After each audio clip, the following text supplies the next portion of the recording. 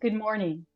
I'm Pat Martell, ICMA West Coast Regional Director, retired city manager, and former ICMA president. It is my very real pleasure to welcome all of you to the fourth annual SheLeadsGov digital event presented by ICMA and sponsored by Cigna. We've just begun to celebrate Women's History Month, and in just a few days, we'll be celebrating International Women's Day. So we're gathered on the perfect occasion to highlight bold women, bold changes. Our program today will inspire you with thoughtful, diverse perspectives on topics that touch all of our lives personally and professionally. You are all part of a broad-based networking event today that will offer you the opportunity to connect with friends and colleagues across the country. As a matter of fact, I understand that there are watch parties being held for this event in Colorado, Florida, Nevada, and Virginia. And if there are others out there that I'm not aware of, please let us know in the chat. We want you to enjoy and be inspired by the stories, the career journeys, and the practical advice that will be shared with you today. Most importantly, though, take time to be mindful of your own boldness and how it will allow you to create changes in our profession and beyond. Finally, I want to remind you that we're celebrating this year the 50th anniversary of the first task force on women that ICMA initiated back in 1974. We've come a long way, but we have yet a long way to go. Back in 1974, the challenges that women faced were even more awesome and challenging than they are today. And we all think that they're still challenging in terms of the number of women advancing the profession. But back in 1974, there were not the amazing women leaders that we have today to be role models, to share their stories, to help inspire you, but most importantly, to encourage and support all of you to achieve your goals and your dreams. We all work hard to support one another, and it takes a village, and certainly ICMA has helped to create a village for our women leaders. And this particular event today is just one of many that ICMA focuses on to demonstrate the work that has been done and the work that has yet to be done to help move the needle, to help advance women in the profession, and for all women to have an equal opportunity to achieve their goals, as many of us have. So with that, I'd like to have you join me in thanking our sponsor for this event, Cigna Healthcare, who continues to be a strong supporter of women in government and ICMA. Representing Cigna, please welcome Kimberly Funderburk, President, Government, Education, and Health Systems. Thank you, Pat. I appreciate that. I was watching the chat here. You mentioned the watch parties. I see New Mexico has their watch party going on. Greeley, Colorado, Louisville, Colorado. Welcome, welcome, welcome. But good morning, everyone. I'm Kimberly Funderburk, serving as the President for Government and Education and Health Systems at Cigna Healthcare.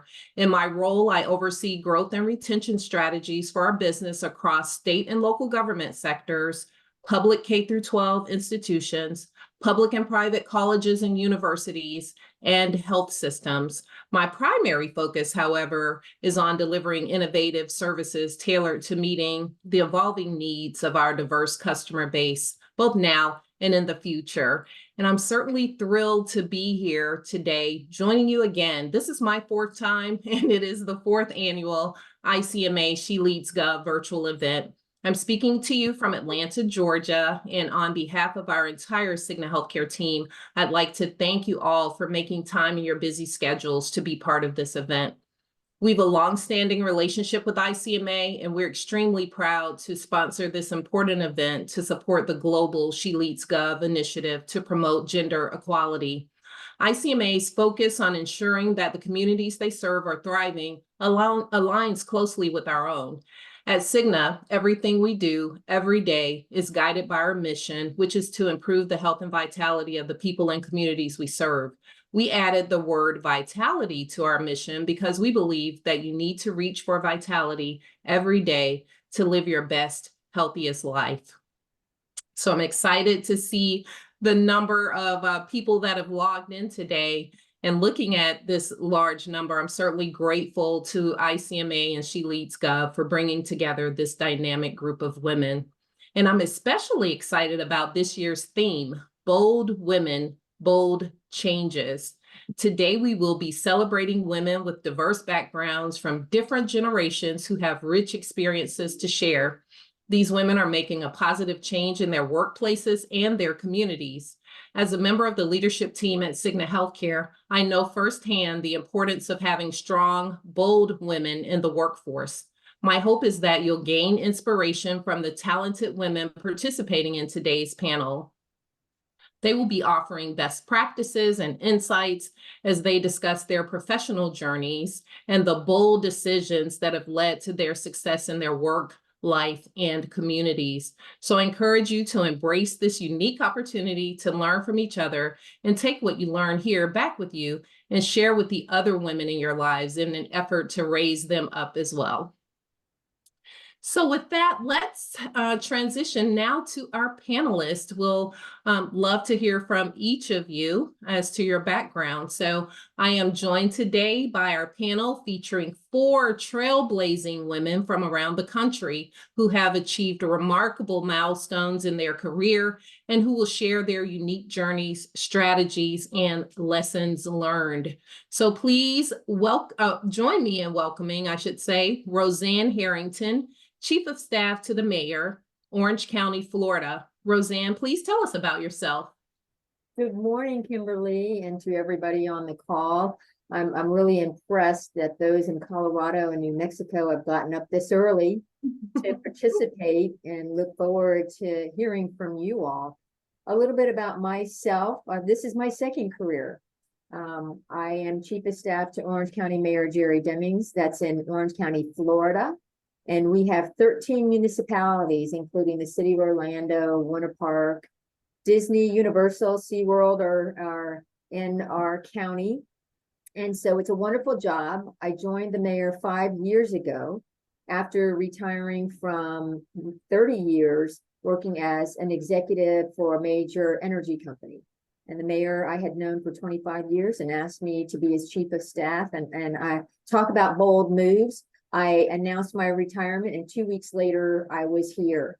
And it was like a fish out of water, but I had known he and his wife, Val Demings, for many, many years, Congresswoman Val Demings, and decided that I really supported his mission.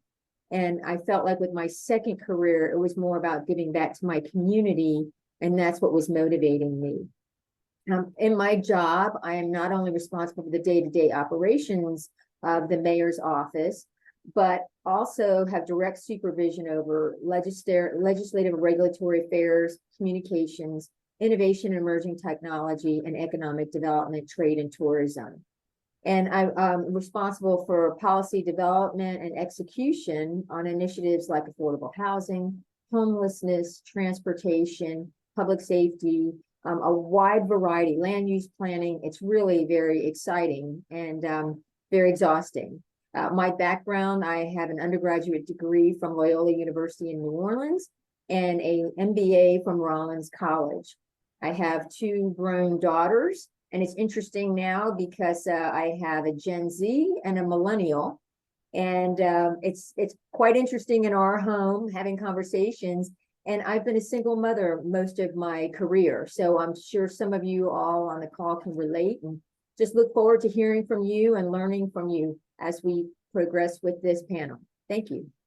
Thank you so much, Roseann, and welcome. I see Newark, California has a watch party, City of Corpus Christi, St. John's, Canada. All right. And then a gal group in Wheat Ridge, Colorado. So welcome, welcome, welcome. Melissa Powers, Director, Human Resource Office of Brevard County, Florida. So we'll hear from you next. Melissa, would you like to say a few words? Absolutely. Thank you. And good morning, everybody. My name is Melissa Powers. I am currently the Director of Human Resources for Brevard County in Florida. Brevard County is a county on the central east coast of Florida, not too far from Orange County. I've worked for the county for about 6 years. Initially, I had started with the county attorney's office.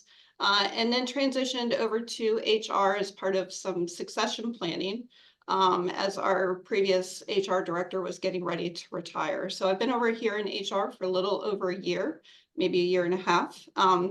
Prior to coming to the county, I had worked in private practice. I'm a lawyer by trade. During private practice, I did a lot of complex litigation, including nursing home abuse, medical malpractice, and civil rights issues. I grew up in Massachusetts, came down here to Florida after graduating law school in 1997, received my undergraduate degree from Wheaton College up in Norton, Massachusetts, and then my law degree from Suffolk University Law School in Boston, Massachusetts. So really thrilled to be here and look forward to the discussion.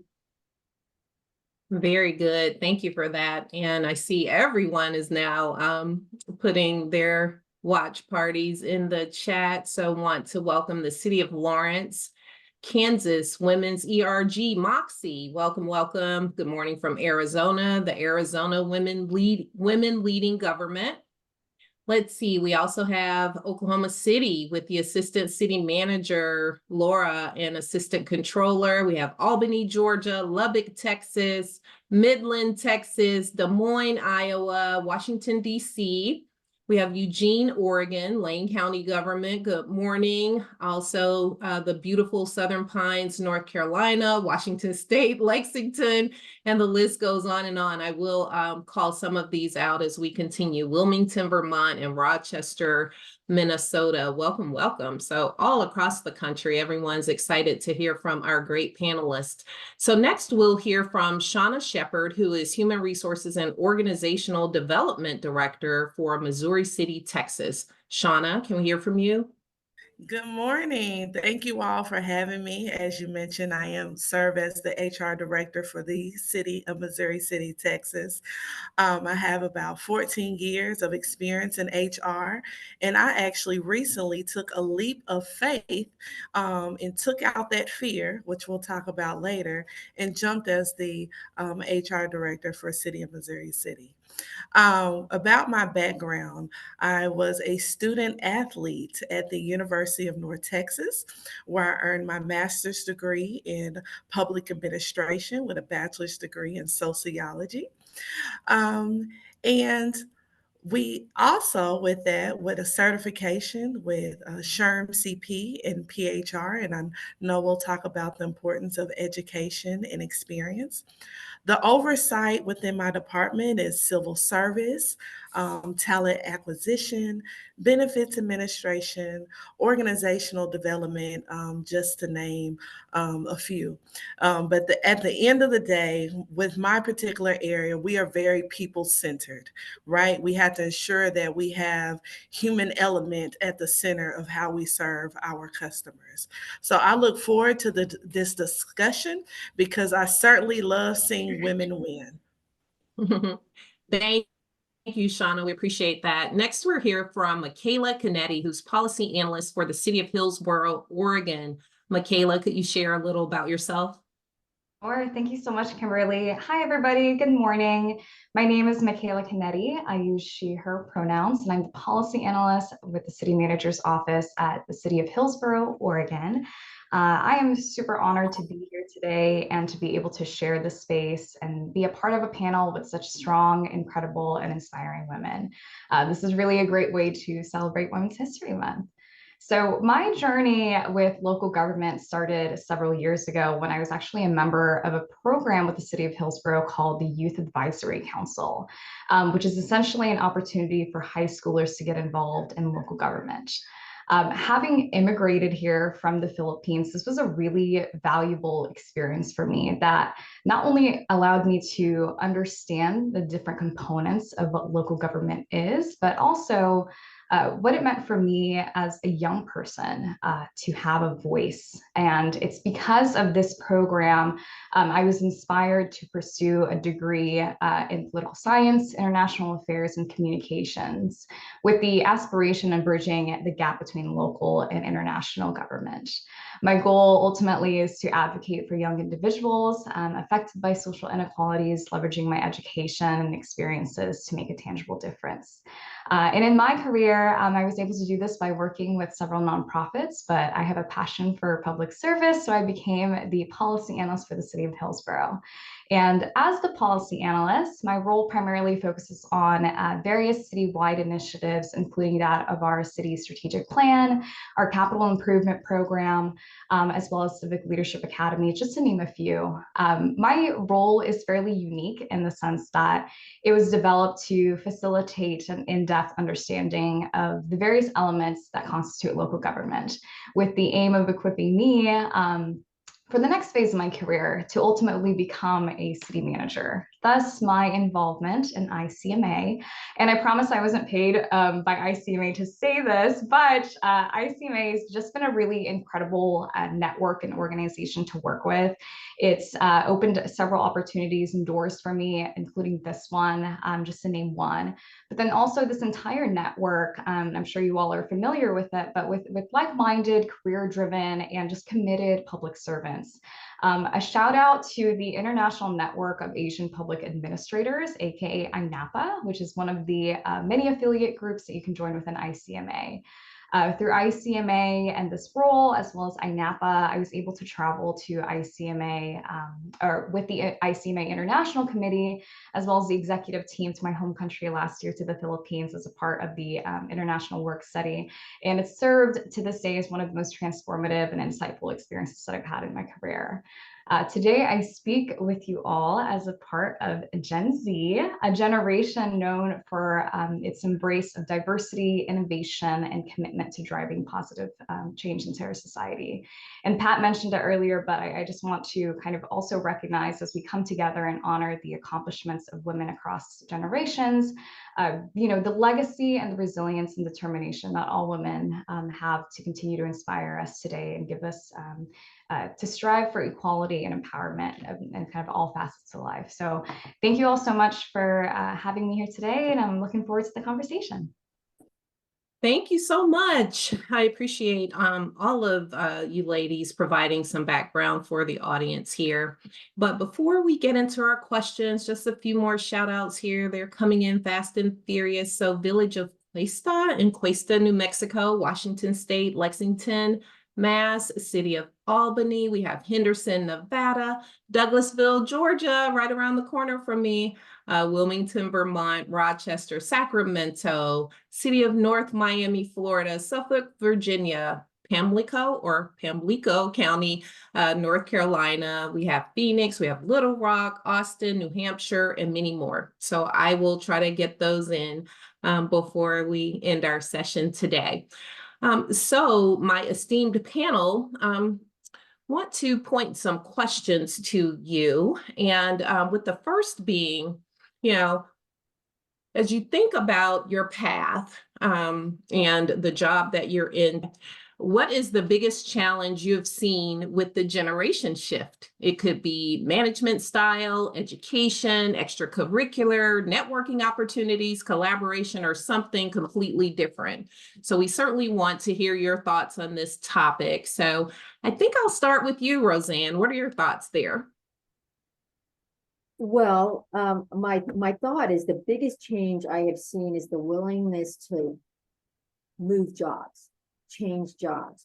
When I came up through the ranks, I was Gen X. I was one of the first women in the workforce.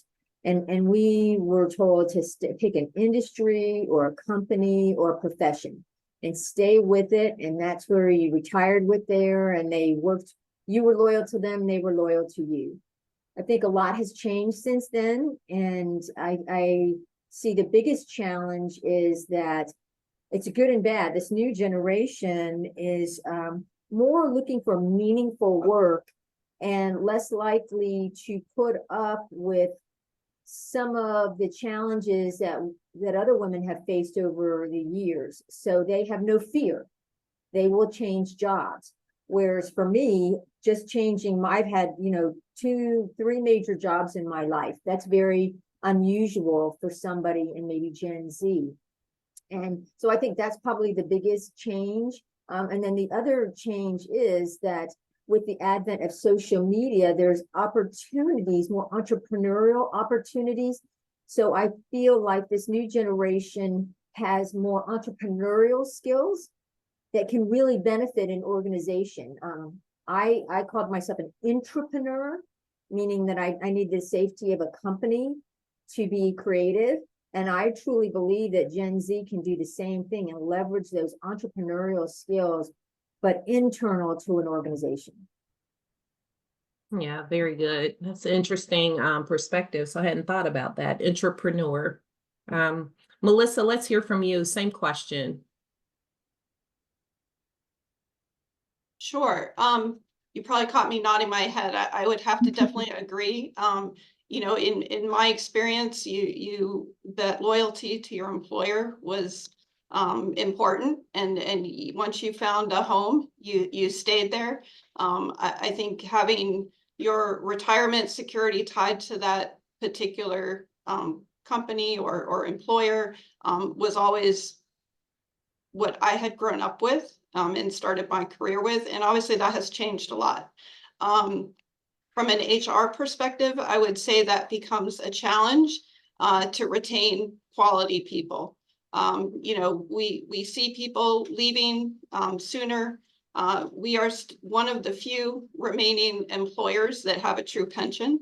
And we try to encourage people to understand the benefit of that. But not everybody does. So, from a retention standpoint, it's challenging to address that mindset. Yeah, understood. And Shauna, same question here. So there's a couple of things that I see a shift in the generation, and my colleagues have mentioned it, is the technology shift of social media, texting, now it's Chat GPT. And with that, I've noticed that we've lost the art of connectivity with people. As you grow in your career, it's so important to leverage relationship building and positive rapport. And sometimes it's not always behind a screen. So being able to get out there and connect, it may be through conferences, it may be through committees.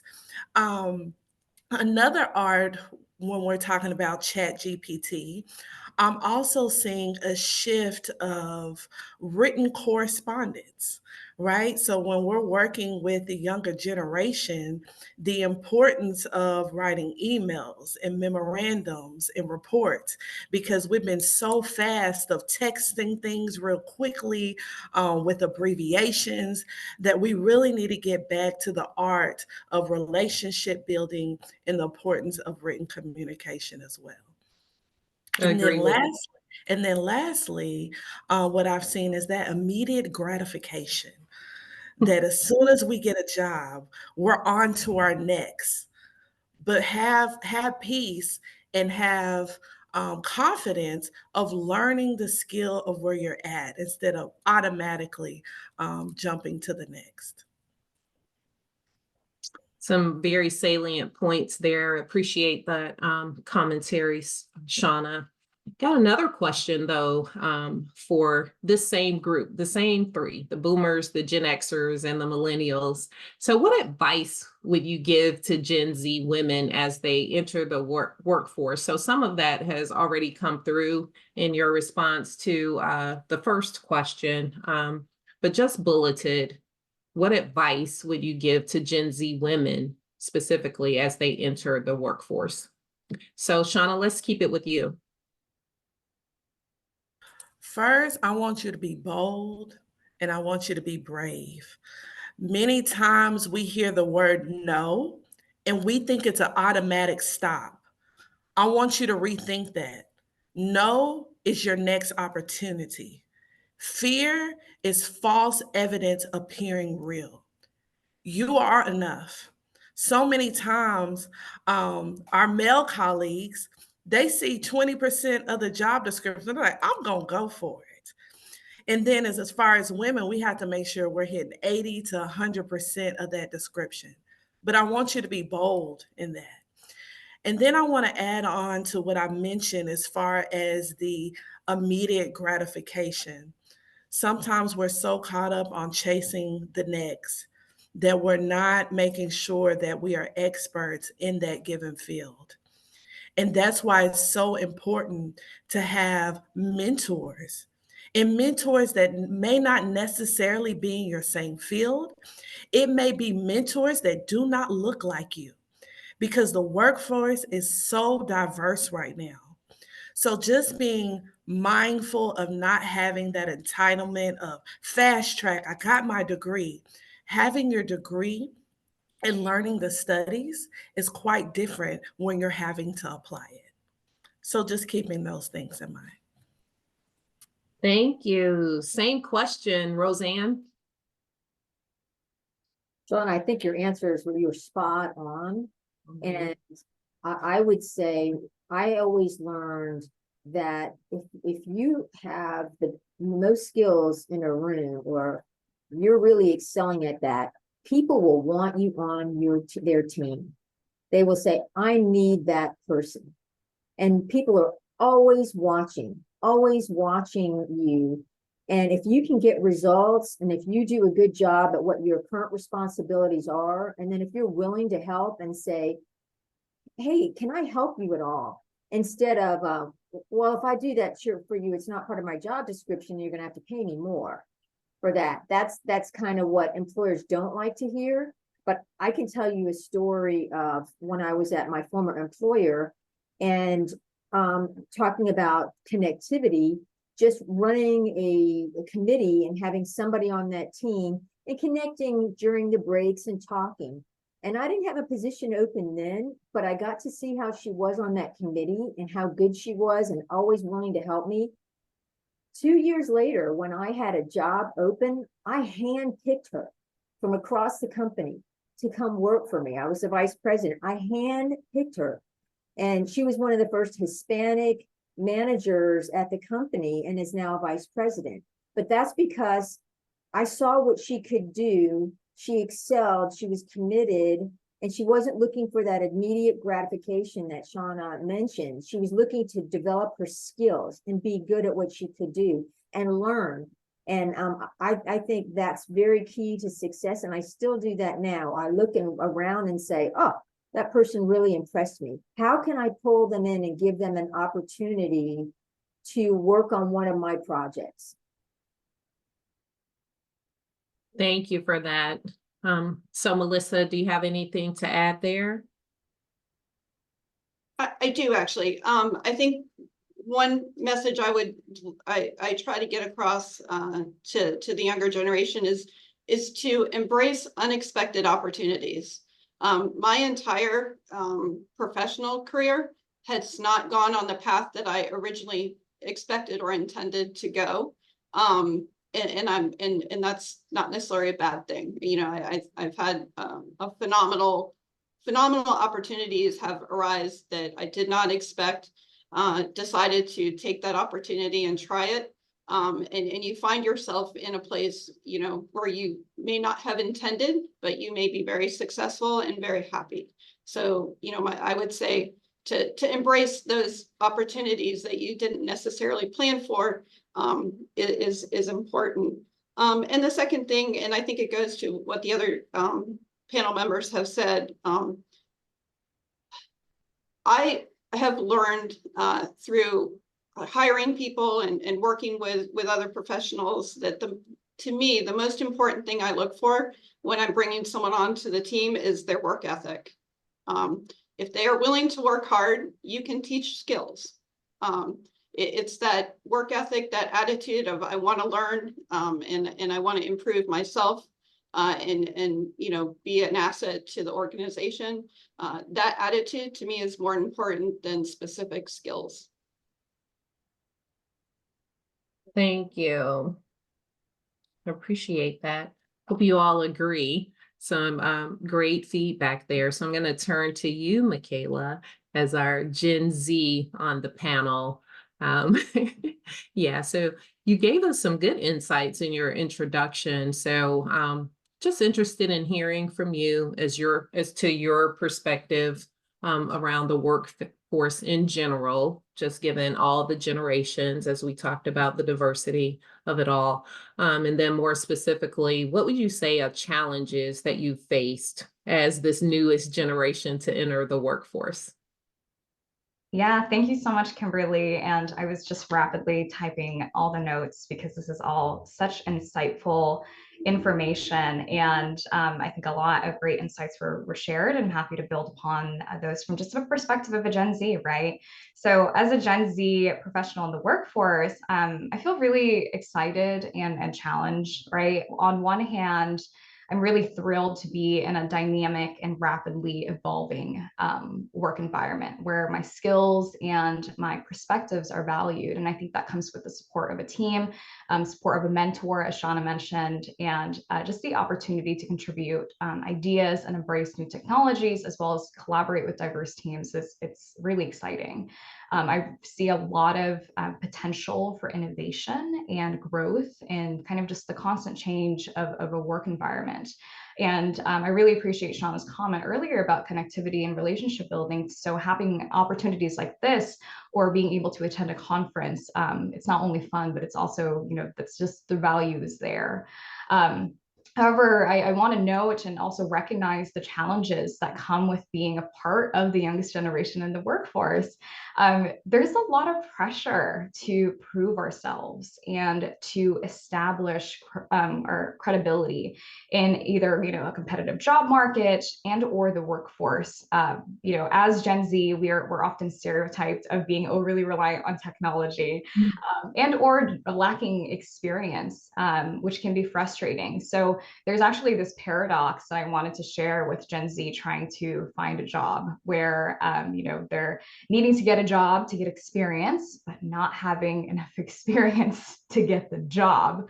So I really appreciate Melissa's comment earlier too, right? With embracing the unexpected opportunities, but then also valuing the work ethic.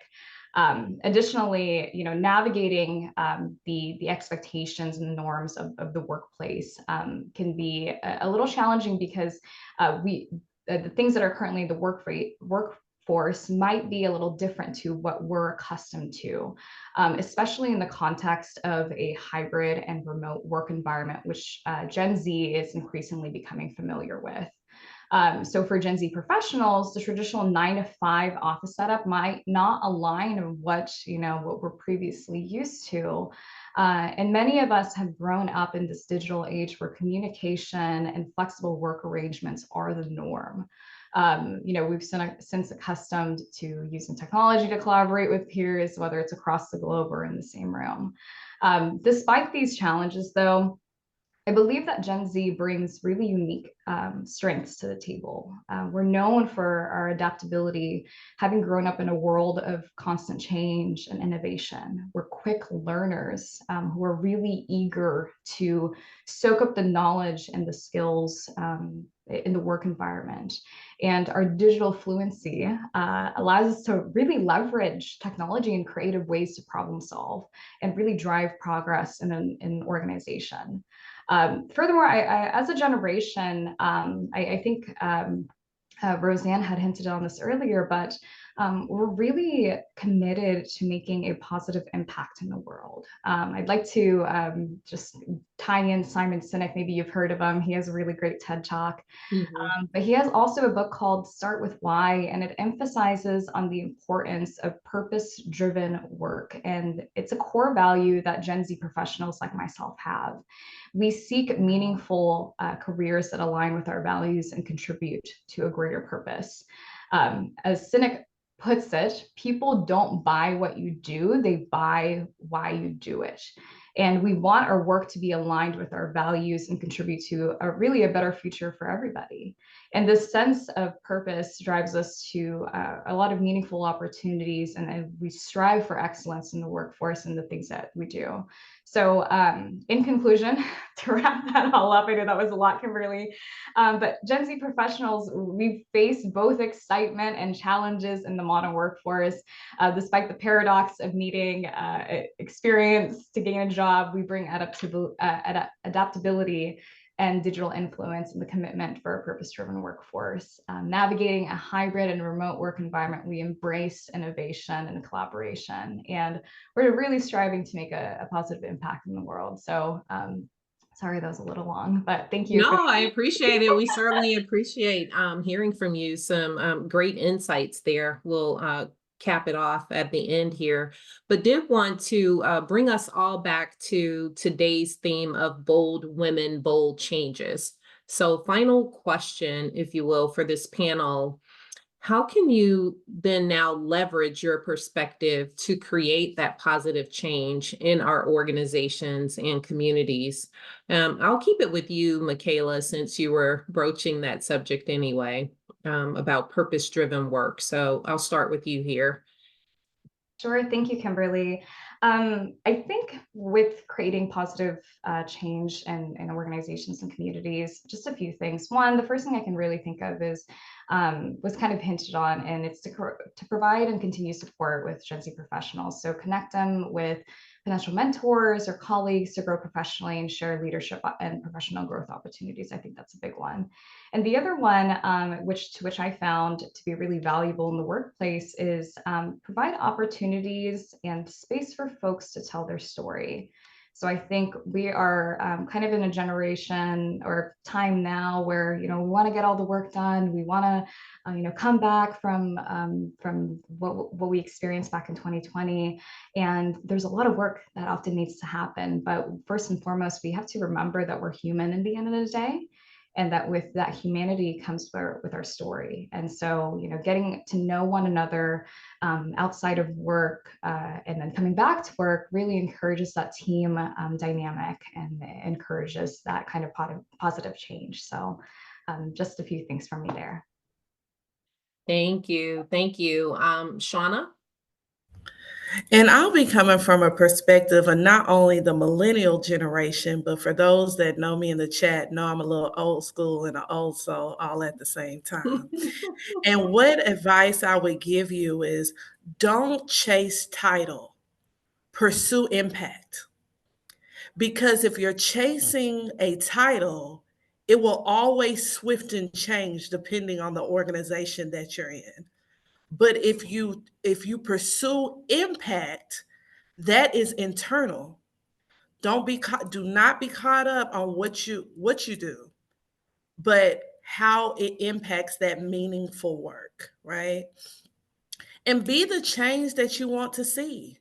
Sometimes there's not going to be policies and procedures with that organization, or you're wondering, why don't they do that? Or why don't they do this?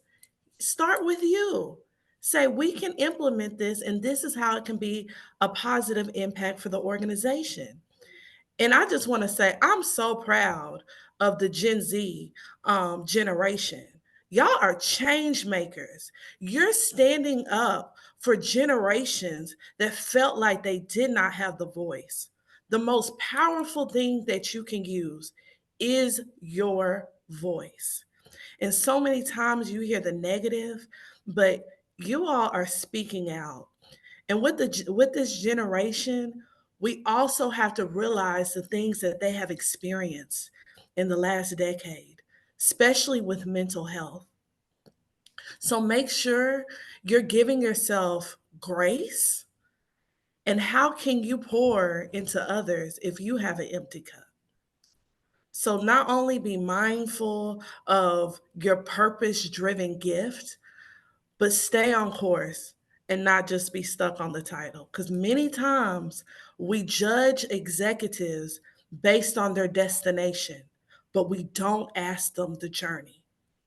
If you think about some of your best role models, think about some of the things that they had to go through to get where they are.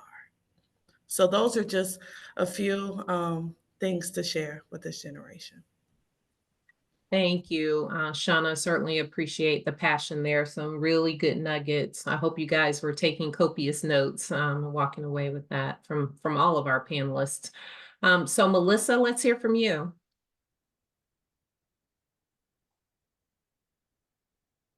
Sorry, had to get the unmute there. All right, well, all of that was great. I'm trying to think of something to add to it. You know, I am a parent of a freshman in college, a young woman. And I can say I am absolutely in awe of her sometimes with her self, you know, her confidence and her how hard she works. You know, she's and what I have always tried to encourage to her, and what I try to encourage, especially to young women that I work with as well, you know, is to be authentic to who you are. You know, don't try and be somebody that you're not. And you don't have to be perfect. You know, what's most important is that you are working hard and you're trying your best. You know, don't hold yourself to such a high standard that you can't meet it, or that you're setting yourself up for failure. Very good. Thank you for that. And Roseann? Well, what I'd like to add is that there's other ways to do good and support your community outside your job. And sometimes some individuals don't have a job that gives them the opportunity to fulfill their need to help others. Well, that's what volunteer work was for. And that really was the key to my success. When I first graduated, my first job at the energy company, and I was the only female, nobody looked like me, and I was young, and I faced a lot of challenges. And so trying to find training, and I knew I wanted to work my way up. I decided to join a local group. It was kind of like a downtown chamber. And I just went to a meeting and I said, can I get on a committee? I got on a committee. I started working with others in my own time after hours. I got my MBA at night where I met more people. But it was that core group that I went to all the evening after hour events. I went to lunches so I could do it within my job. And here I was over in electric operations developing technical training programs. And I did this volunteer work for a few years. And then lo and behold, talking about Melissa's, you know, expect the unexpected, a posting went up for somebody, you know, a position in community relations. And all of my volunteer work was now work experience that could be moved over. And they saw everything that I had done. And I was able to transfer that in. And I was selected for that job. They said, no, you're already doing it. We don't have to train you. So look at those volunteer opportunities. I know there's people here that are working at your church, social organizations. You can make a difference there and fulfill that need. It's hard for an employer to be everything for you. They can't be everything to you. They can't motivate you. And I think that's one of the problems we have, is that the people want the employer to do everything for you, and we're just limited. We can't always provide those opportunities. I'm in government now, and it's all social services, and we try as hard as we can to be everything to everybody, but we can't. And that's why volunteer opportunities, especially if you're working remotely and you're just trying to, it's very hard to connect through just social media or on a WebEx. You can't, it's very hard. You have to get in person. You have to be there, meeting with people, having those organic conversations, learning and connecting with others. And volunteer work is a great way to do that and demonstrate your abilities. And it could turn into a job. Absolutely. Absolutely. So as we're closing out this panel, I'm not sure if any of you have any final comments. We certainly want to give the audience a chance to ask direct questions of you. I see some have already started coming through the chat, but I hope this audience certainly agrees. This has been a very good example of bold women who have made some bold moves. And as we said at the outset, we certainly want for you to walk away with insights that you can take for yourself, to help you and motivate you in any way, but also to share it with other women in your life to lift them up. I'm a big proponent of, people helping people, but especially women helping other women. I had an opportunity to serve as a mentor for the Atlanta Business Chronicle hosted a Mentoring Monday, and it was for women. And I led a table discussion, and much of what was discussed here today came out of that meeting as well. But I just encourage women to be bold, to be confident, as Shauna said, to have a voice. So for very early in my career, Michaela, we were all at one point, we were the youngest coming in, too, right? And so you kind of struggle with that imposter syndrome and am I good enough? And I think it was Shauna who mentioned something like how men go after a job if they only see that they're qualified for 20% of it. And we just have to have that same approach. I like, no being next opportunity, and what was fear? False evidence appearing real. We just really have to, that you're fully capable, believe in yourself. I'm a proponent of affirmations on a daily basis. Relationships, as we have mentioned here, are critically important. To Shauna's point, I think it doesn't have to look like you. All the ladies today talked about the benefit of mentorship. I liked how Roseann was speaking about, remember, someone's always watching, and focus on those results, not to chase necessarily a title, but pursue impact. Melissa talked about embracing unexpected opportunities. That could be your big move. And Michaela, there are a lot of comments in the chat around, spot on as to what you said the challenges were for Gen Z. So again, appreciate everything that you ladies have brought, appreciate you downloading that information for all of us, and it certainly is to our benefit. But as I mentioned, any last comments before we go into Q&A from anyone? I would just say be bold enough to share your testimony with others so they can truly understand that journey to the destination. Be great, be you, and always remember you are enough. You are enough. Thank you for that. Appreciate it. Oh, go ahead. Just say, don't be afraid to ask for help. Nobody at any level knows everything. I still ask people for help. And when you ask people for help, they're invested in you. And don't be afraid. There's no dumb question. You learn from asking questions. Very much so. So as I indicated, you have the chat feature on the lower taskbar. And for the groups and all the watch parties out there, to the extent you have questions, please put them in the chat. I saw one, Michaela, it may be addressed to you specifically, but there was a question on what can Gen Z do to, help or I guess, what could the more experienced generations learn from Gen Z? So you talked about, when you were describing some of the challenges for Gen Z and some of the positives, right? So your digital fluency, your adaptability, all of those things. What would you say, just given your interaction with the more experienced workforce, what could we learn from you? Yeah, and I think a lot of it has been kind of hinted in the chat, right? There's that technology component. We grew up in the age of technology, and even younger Gen Zs, grew up with an iPad growing up. I don't know if y'all have heard about the iPad kids, but that's totally a thing, meaning that we have been around technology for such a long time that we have learned so much. And from a government perspective too, I know that ChatGPT was into that earlier. There is a growing usage of AI technology, and that is totally in the wheelhouse of Gen Z, of getting an understanding of, how to utilize that and that kind of innovative way of thinking. So I think that's a really big one.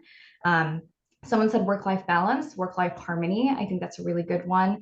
Lindsay Pollock wrote the book, The Remix. And if you were in last year's ICMA annual conference, she had spoke in that conference. And one of the things that she hints on in her book is this gig economy. And I think Roseann had hinted on it earlier. And it's this idea of being entrepreneurs outside of the traditional work life. And so you'll see a lot of Gen Zs being in a workplace, but then also having what we call a side hustle. And so, I could be doing this for a living, but then I also, who knows, be selling t-shirts on Etsy and making a ton of money. So getting an understanding of what type of that type of work style. Again, we work hard. There's the imposter syndrome, Kimberly, that you hinted on earlier. That's totally a thing that we experience as Gen Zs in the workplace. We're, again, trying to constantly prove ourselves. So I really appreciate Shauna's words of being enough and that you're worth it, because sometimes it's really hard for us in the work environment to really feel that within ourselves. The other thing I think I'll hint on is, having a voice within Gen Z. I think there's, with the ever evolving society, the slang, what's going on with media, those are all things present in social media, and you just don't know how things in the media are going to be impacting the work that we're going to be doing. And so there's a lot of connectivity that Gen Z can really bring to the table, and just with everything that's going on with the world. So I hope that answers your question, but a lot of really good insights were already shared in the chat. Yeah, absolutely. One other is, as we think about unconscious biases, I heard you brought up a couple of them. So our assumption is that for Gen Z, you talked about they're just too technology dependent, and maybe that is certainly not true for all Gen Zs. But as we look at Gen Zs and what we consider to be the prototype or a profile, it should remind us that we ourselves have these unconscious biases that we have to be mindful of, and just look at the individual as to their skills and talent. So for me, I think Gen Z does a better job of that than some of us with a bit more experience. All right, so moving to the chat, there was a question. It said around not being afraid to ask for help. So there was a comment saying, well, when I ask for help, why am I seen as incompetent? It's difficult for women to show vulnerability in the workplace. So who, any of you would like to give some feedback on that or some advice? Well, that's a good question. And a lot depends on who you're asking help to and for what reason. And I don't know if the person is somewhere. I did not see that question in here, but I will tell you, as having been young person, only female, male-dominated industry, a lot of times when I was asking a question, others had the same thoughts, but they were just afraid to ask. So more than likely, there's somebody else around you that probably has the same question, and they're making you feel incompetent. So maybe it's the way you couch it. It's whether, well, I really want to make sure or you can say, can I clarify? Can I clarify? I just want to ensure that I do this correctly. So can I clarify this? Or in your experience, can you tell me how you would do this? Those are two ways, because employers like somebody to clarify the next steps. And it's how frequently you're asking for questions too. Is it more, well, if you had the answer was right in front of you, you just found it easier to ask me, is one type of question? Or is it truly, I'm truly just trying to get this right, so can you clarify? So I'm not sure who asked that question, but I do think it gets frustrating when you have somebody, and it's all generations. where you have somebody that keeps coming back to you and it's easier to ask you than to go search yourself. So if that's not the case, then it's more of a, can I clarify in your expert opinion? You know more about this, you know so much about this. Can you maybe give me some further direction? That maybe those kinds of things can help. So, thank you, Roseann. Anyone else? Let's see, there was another question specifically around government, that it can be perceived as a boring job of sorts, and what things can we do to entice or attract more Gen Z, I guess I should say. So any of you have feedback or comment on that? I would say with the public service and I'm in local government is that Gen Z takes pride of having meaningful work. And that is exactly what government is that you are providing service to residents, community members, and visitors at your city and county. You're already making an impact. So when we're looking at specifically with government positions, I know most of us won't get rich, right, unless we hit the lottery. And that's why it's very important to focus on your impact and your purpose, and see what are some ways that you can make a difference in the city and county that you reside in. We see so many times about live, work, and play. How can you make a difference in the community that surrounds you? So I do believe it definitely aligns with the Gen Z philosophy of meaningful work and that sense of belonging. Mm-hmm. Can any of you think of any strategies that can be deployed? Okay, go ahead. Sorry. I was going to also add, especially when I'm talking to younger potential employees, I try to encourage them and to look at the opportunities that we have through employee development. We particularly have a really strong employee development program to help you professionally, develop skills and learn and continue learning, and to help you find a path through the organization. You may not stay in the same department, but you can stay within the organization and find ways to grow and contribute, and utilize our employee organization development, assets to help you, find a meaningful place, and make yourself better. Yeah, So for sure. I'd like to address the government, because I'm been in kind of the quasi-private sector. It was a municipal utility and then the government. And a couple of things is that the biggest challenge we face in government right now is, it's the good news, bad news, is that we have a very energized community that is very vocal, very, very vocal. And I have to go to all of our board meetings, vocal. We get emails, we have them in person, and they are very vocal and interested in grassroots influencing decisions, which makes it hard. And I'm talking about local government, because things shift around and you have to, and I think for Gen Z being adaptable, that might be a good thing, but you just have to know that what you desire, that a lot of people want to be involved in their communities. So they're showing up at meetings, government meetings, and things move slow because you're getting all of that input from your local groups. And that's impacting the way you do things. But one of the challenges we have is we have hundreds of boards, advisory boards, from animal services to parks and recreation to all of this. That would be a great opportunity. We would love, especially we need diversity.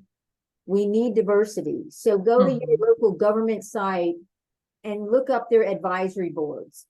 Put it in an application, because we review all those applications. And especially if you have any kind of skill, if you're an engineer, an architect, or we have the library boards. We have all kinds of local government advisory boards that you get involved in. So to be part of this. But I will tell you what I like about government is because it's where all the action is. My job is so fast paced that I'm juggling so many different balls, so many different topics. And we're always looking for really good people that we can toss the ball to. Absolutely. It's that energy that you heard Melissa talk about, that energy, enthusiasm, work ethic. Hey, throw me the ball. I'm here to help. What can I do to help? But then be careful, because you're not going to get a lot of accolades from people saying, hey, great job. You did a great job. But when you know you've made a difference, that's the payoff. At the end of the day, when you see a policy change that helps people, that's the payoff. So absolutely. I would say go for government, go for public service. Absolutely. Thank you to all of you for such great insights, and to the audience for being so engaged and putting into the chat some really thought-provoking questions. So we're actually at time. So if you all would please join me in thanking our bold panel of women in Roseann, Melissa, Shauna, and Michaela again for their insights. Thank you so much, ladies. Phenomenal job. Appreciate you. After a short break where you can check out a few of Cigna's mindfulness podcasts, please be sure to join us for our keynote speaker, Tanya Ange, at 12:15 for her presentation on moving the needle. Thank you all again for joining us and for your bold leadership and for being a valued partner to ICMA and SheLeadsGov. I hope you enjoy the rest of your day. Remember, be bold, be brave, be confident.